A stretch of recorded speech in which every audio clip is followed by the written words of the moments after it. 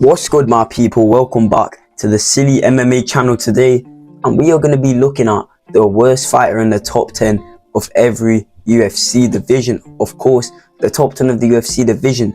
This displays the best 10 fighters of the world, but there's always one outlier who I just doesn't think belongs in that spot. Maybe they belong within 11 to 15, somewhere like that, or maybe even non-ranked, maybe even not in the UFC. Alright, Tai Tuivasa, little fighty. So we're going to get on to the video. Please subscribe, leave a like, all of the good stuff. And number 1 at heavyweight, Tai Tuivasa. Number 10, I actually hate this guy. I mean, everyone loves Tai Tuivasa, but I hate him. He shows no passion or love for the sport. Yeah, if you look at him, he's like £1 billion. He's obese nowadays. He doesn't care. I don't think he's ever going to fight again, to be honest. And his last win was in 2022 over a virtual bum meet. He's on a 5-fight losing streak. How is this guy 10th ranked? And the only answer is because it's heavyweight. But even so, I mean, there should be other kids like Yonota Denise is not ranked.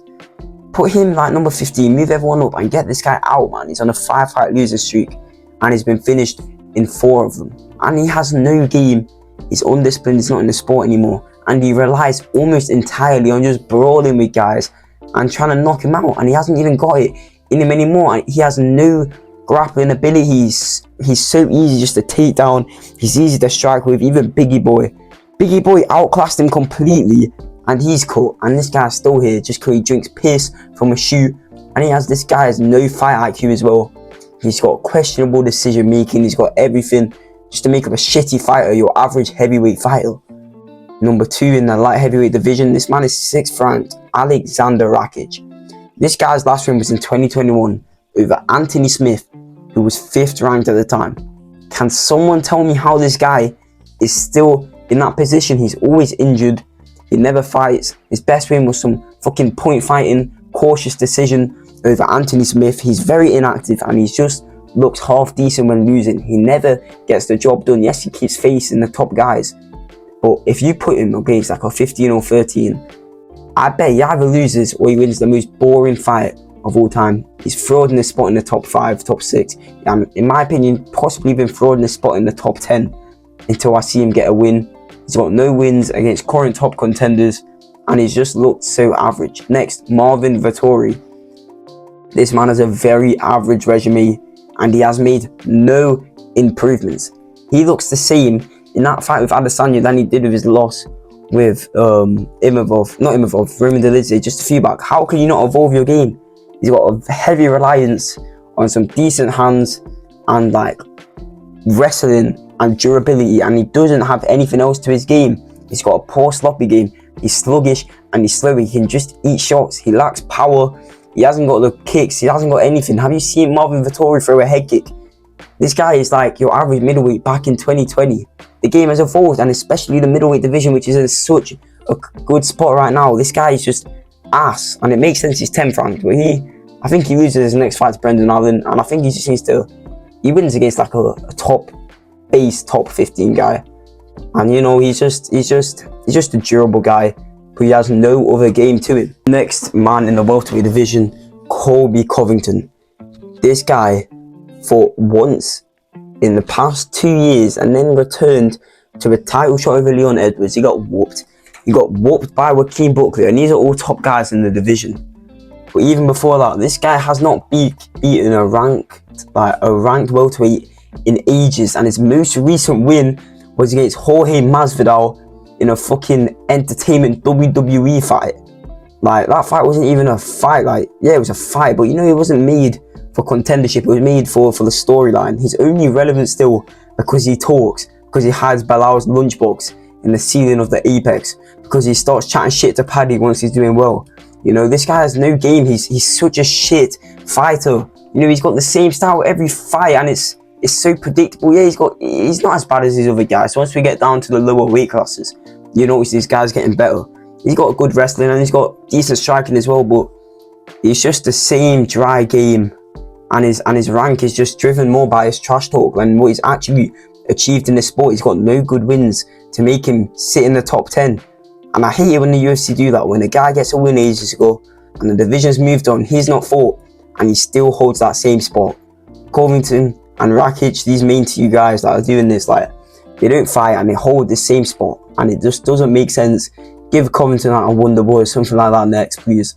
Then onto the lightweight division. This is where we get to the point where these guys are actually good, and they're in the top 10 because they are top 10 worthy, unlike some of these other guys. But the division around them is just so good.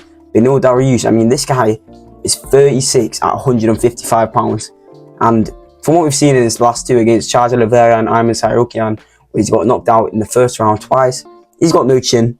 He's got one ranked win, which was a very good win over Gamrot.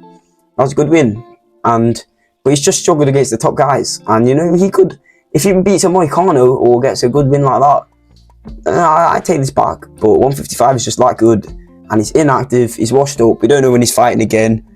And yeah, that's Beneil Dariush. I've not got much shit to chat. Number 10, Featherweight. I've got shit to chat. Josh Emmett. I mean, this guy's a motherfucker, bro. But he's got reliance on his KO power, and he's not got much else. He got decent wrestling, but you know, his game is just de-evolving. He's 4 years of age, he's slowing down. I mean, you expect that. And when you're at featherweight, I mean, he's got the chance to knock anyone out. This man has probably the chance to knock fucking Tom Aspinall out. But you know, his game's getting worse. He looked lackluster against Lerone Murphy.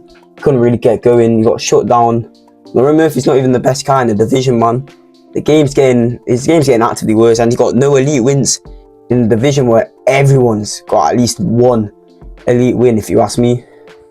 And he's 39, he's not going to improve, he's only going to go down, and he's inconsistent. Split decision wins, like, yeah, he gets the few clear wins, but against the top guys, yeah, Rodriguez, Leah Tapore, has just been absolutely demolished.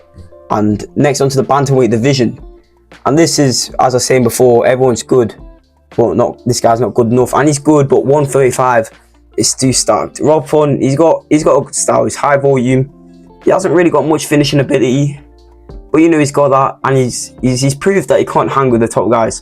How is this guy ranked above Jose Aldo?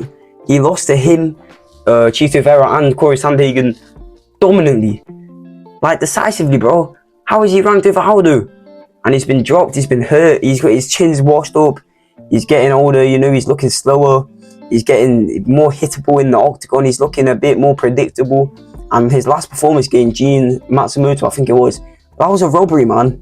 He lost that second and third round, and you can't tell me anything else. I'm pretty sure it was the second and third round at UFC Seattle.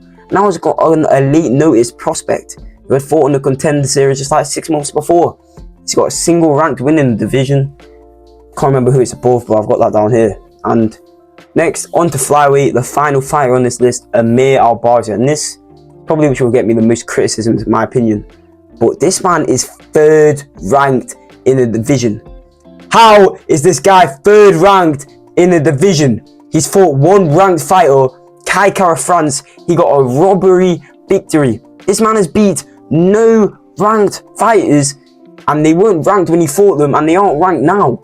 How is this man 3rd ranked? Bro, he got in the rankings and was fighting guys like Costa and like Malcolm Gordon, and he bums, and he moved up in the rankings while fighting non-ranked guys. He's not good, but no, he is good. You know, he's solid all around. He's got nothing elite. He's a good fighter, but how is he 3rd ranked? He's done nothing, and when he's fought the top guys, he's lost Kai Kara France, Brandon Moreno, like, and he's inactive as well. He's just shit. All of his wins come over unranked bums, and them unranked bums have somehow gotten this guy fucking 3rd in the division. And this guy's Arab as well. I'm Arab, bro, and even I'm hating on this guy. It doesn't, like, how is he 3rd ranked? I don't know. But thank you very much for watching today's video. I hope you enjoyed it. Please leave a like and subscribe, and check out my other videos. I've been doing some cool content recently on the SillyMMA channel. Peace out.